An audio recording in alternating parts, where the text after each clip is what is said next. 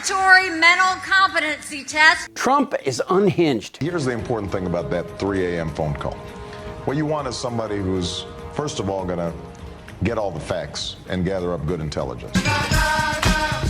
The second thing you want is somebody who is able to analyze the situation, the costs and benefits of action.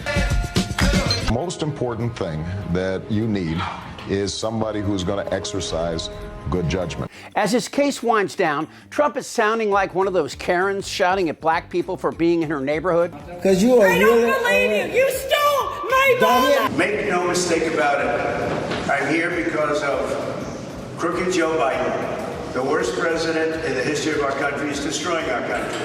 This country is being destroyed rapidly, not slowly, rapidly. On the borders, on energy, on inflation, on everything you can name. Afghanistan removal, everything about what he's done. He's destroying our country. A lot of people are going to be very upset. But this is all election hunting, election interfering. It's going after Joe Biden's political opponent because he can't do it himself. And they're helping out. And we have a judge who's highly conflicted. He really has lost it. As the closing arguments begin, Trump's months of harassing judges and prosecutors and threatening family members and witnesses is not going to help him while the jury deliberates. He's an ass, and the world knows it. The case against Trump is solid, and Tiny Fingers knows it. Add that to his tumbling mental decline with a huge helping of insanity, and you get this kind of tweet, a raving, hysterical lunacy. Can anyone believe that Soros-backed DA Alvin Bragg was able to get a delay of 7 days to his corrupt and unconstitutional case against me? Okay, let's start with this. George Soros, he's never given a dime to Alvin Bragg. You understand? The dude is 93 years old, and unlike demented Donnie, evangelical, he's still sharp. Yes, he's a liberal, and yes, he's political, and yes, he despises Trump. But regardless of what Trump and Fox News say, it ain't true. Trump claims that Soros gave Bragg $1 million.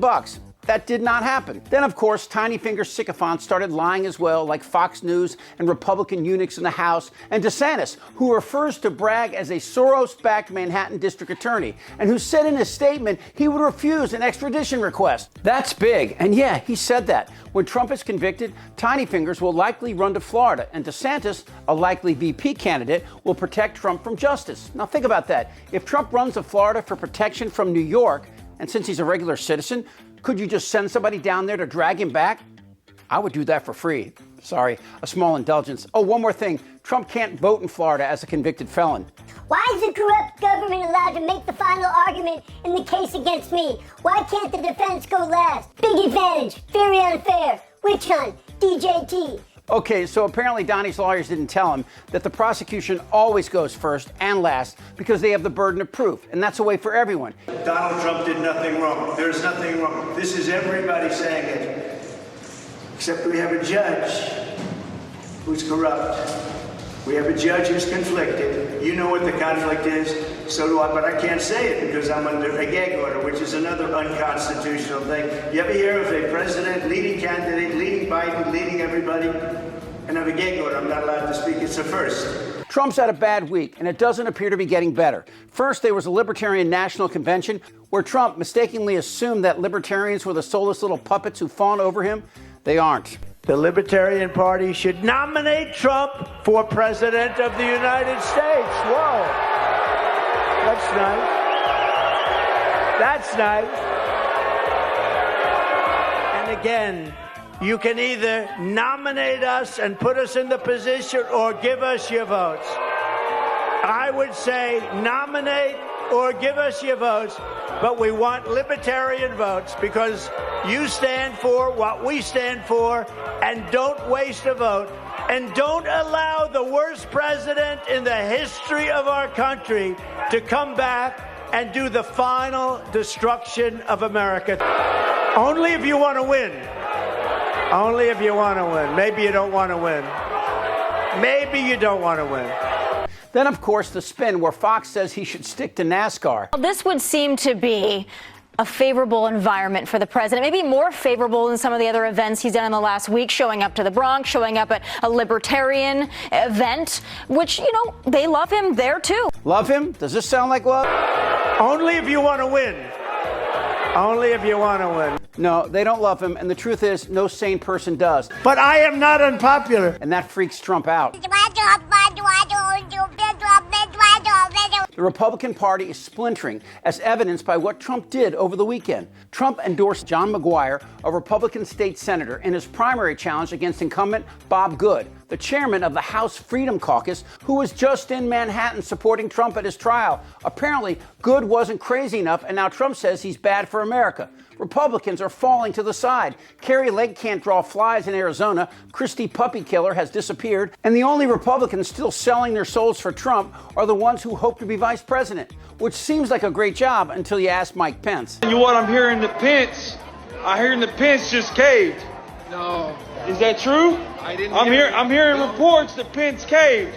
No I'm way. telling you, if Pence caved, we're going to drag through the streets. And it was a bad Memorial Day weekend for Trump, too, as this crazy tweet illustrated. Happy Memorial Day to all, including the human scum that is working so hard to destroy our once great country. Where he used Memorial Day to attack judges and prosecutors, and videos then surfaced reminding us of Trump's sick sociopathy in regards to our veterans. I didn't serve. I haven't served. I had a foot thing. Here, he compares getting an STD to going to Vietnam.